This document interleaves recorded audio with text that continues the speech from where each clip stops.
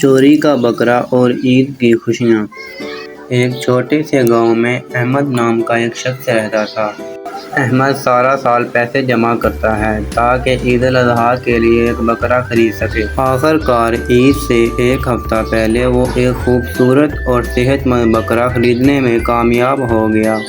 اس نے بکرے کو اپنے گھر کے باہر باندھ دیا اور فخر سے اپنے تمام پڑوسیوں کو دکھایا۔ ایک رات جب احمد گہری نیند میں تھا، قریب کے گاؤں سے ایک چور آیا اور اس کا بکرا چوری کر کے لے گیا۔ جب صبح احمد کی آنکھ کھلی اس نے بکرا غائب پایا۔ وہ بہت پریشان ہو گیا۔ اس نے ہر جگہ تلاش کی لیکن بکرے کا کوئی سراغ نہ ملا۔ دوسری طرف چور بکرے کو لے کر اپنے گاؤں کی طرف جا رہا تھا تاکہ اسے بازار میں بیچ سکے۔ جب وہ بازار کی طرف جا رہا تھا، بکرا اچانک سے رسی چڑھوا کر بھاگ گیا۔ چور نے اس کا پیچھا کیا مگر وہ پکڑ نہ سکا۔ بکرا خوفزدہ ہو کر دوڑتے دوڑتے احمد کے گھر واپس پہنچ گیا۔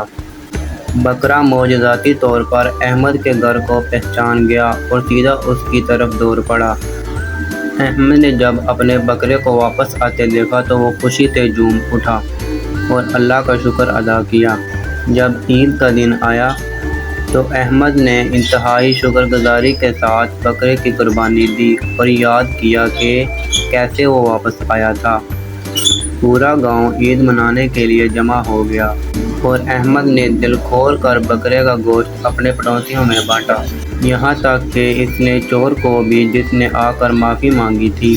احمد نے ایک مہربان انسان ہونے کے ناطے اسے معاف کر دیا کیونکہ وہ جانتا تھا کہ اللہ کی مرضی سے ہی بکرا واپس آیا ہے۔